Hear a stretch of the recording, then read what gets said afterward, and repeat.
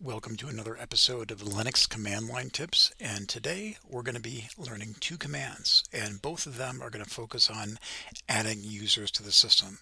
So when you actually log into a Linux console or system or GUI, you're logging in as a user, but you can add other people onto the system through other usernames.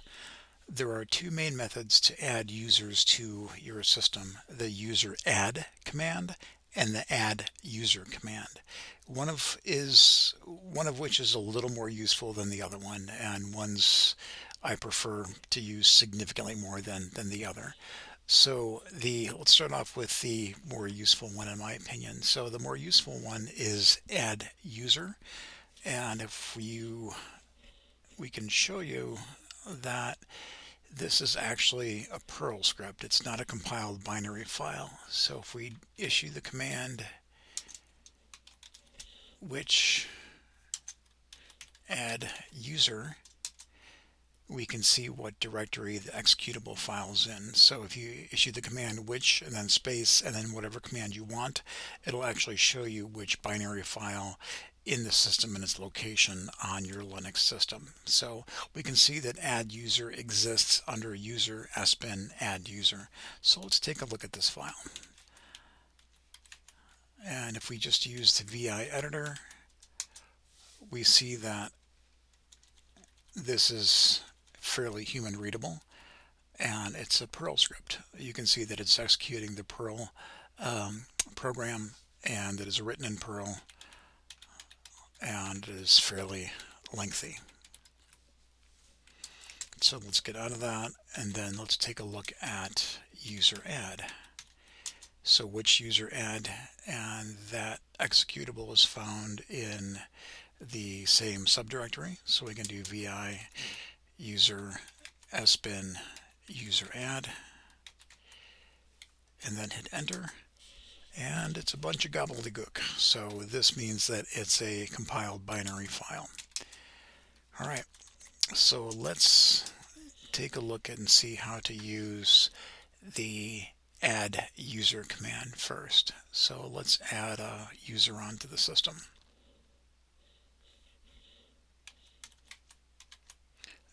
Let's do Fred. So we're typing in add user, all in one name, space Fred. And we discovered that you have to have super user privileges to actually execute the add user command or the Useradd command. So we can bring that up by hitting the up arrow key and then typing in super user do. And a lot of people call this sudo.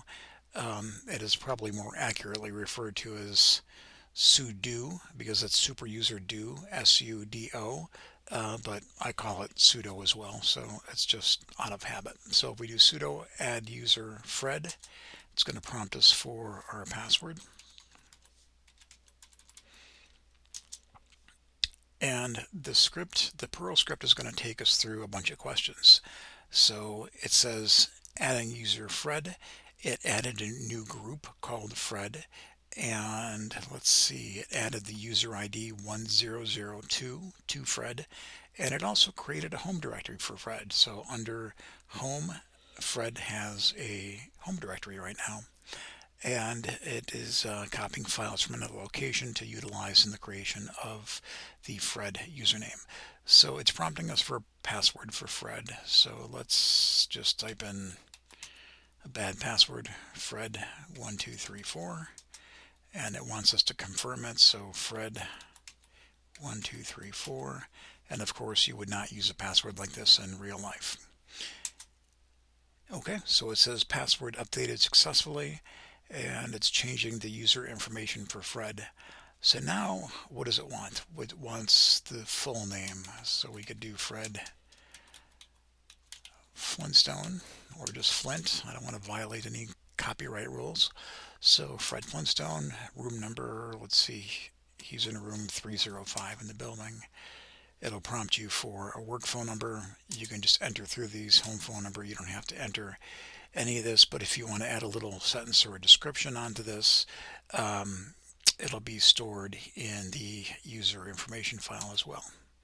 And it prompts you and asks, is this user is this information correct, yes or no? The default is yes, so we can either hit yes or Y, or we can just hit the return key, and that's it. It should have created the user Fred. So let's clear this, and to see if Fred has been created and if he has a directory, if he has a home directory, let's take a look and see what's in the home directory. Okay, so now we see we have 3 users in our home directory. We have Mark, radio signals, and Fred. So Fred is the new user, and that is Fred's directory. So we can cd Fred, cd home Fred, and if we pwd, remember print working directory, we can see that we're in Fred's home directory. But we're still under the radio signals user. So what if we want to actually become the user Fred?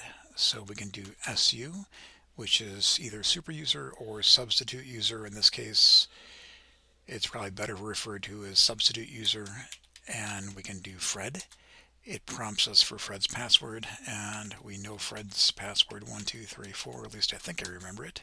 And there we go. You can see that Fred appears at the beginning of the command line prompt instead of radio signals. So right now we're using the terminal as Fred, and we can do whatever we want.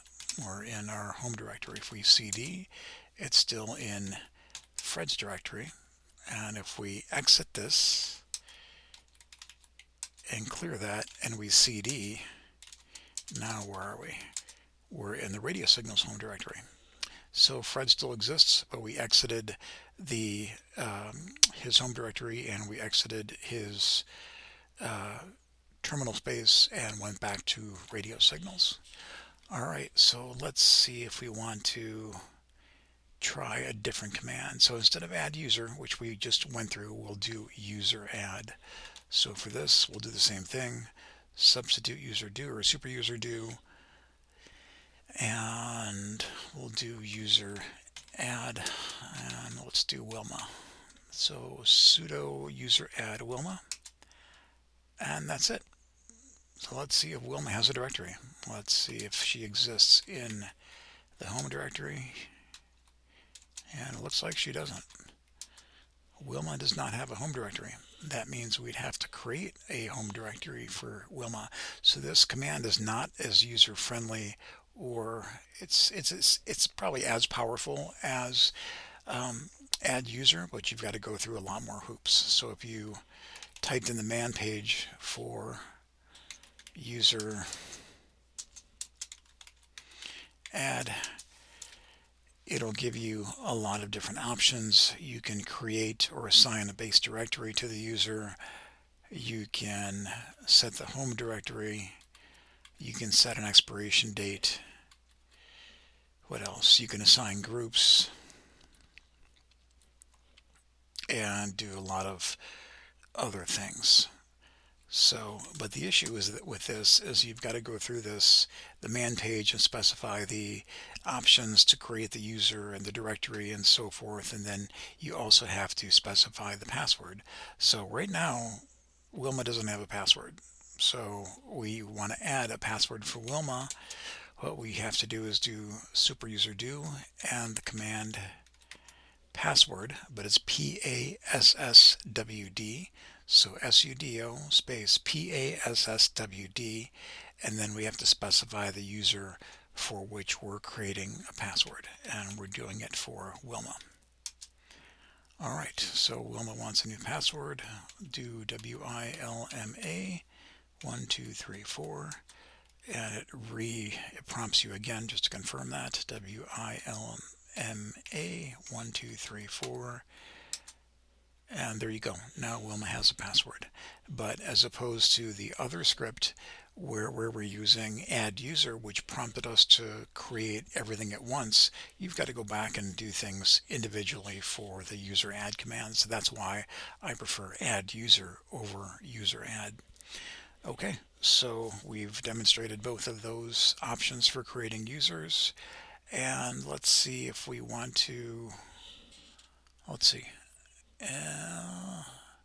And just to cover one more thing before we move on. So if we wanted to actually create a home directory when we utilize the user add command, we would do something like sudo user add and the username Barney, and then we would do an M, a space, a dash dot M, and this option would create a home directory for Barney. But again, it's another option you need to add onto the command as opposed to just using the add user command, which will do everything for you.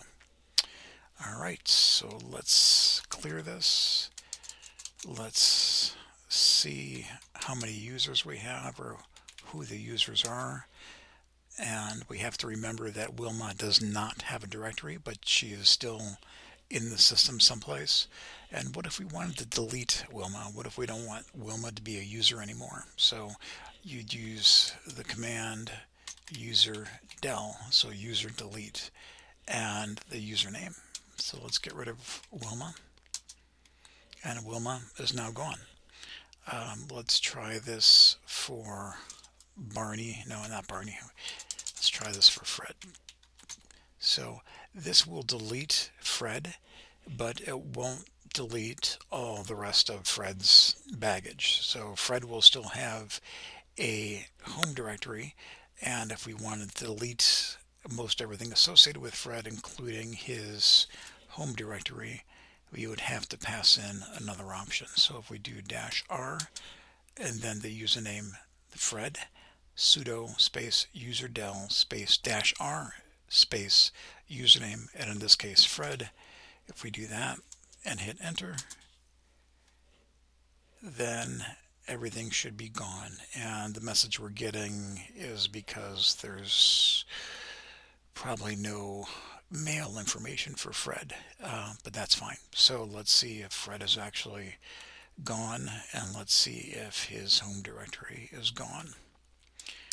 And he's gone. So Fred no longer has a directory. And let's see if we can do substitute user Fred, and let's see if we get an error or not. Nope. Fred is not found. If we wanted to do substitute user Mark, I still exist. Oh, I'm sorry, we got to go back and do that. So sudo Mark, it'll prompt you for the password. And now I am in the system as Mark. But if I exit that, we're back in radio signals, and we try to go into substitute user Fred. User Fred does not exist. Why? Because we deleted Fred. And so that should be it for this episode of Linux command line tips. And we went over two commands, the user add versus add user.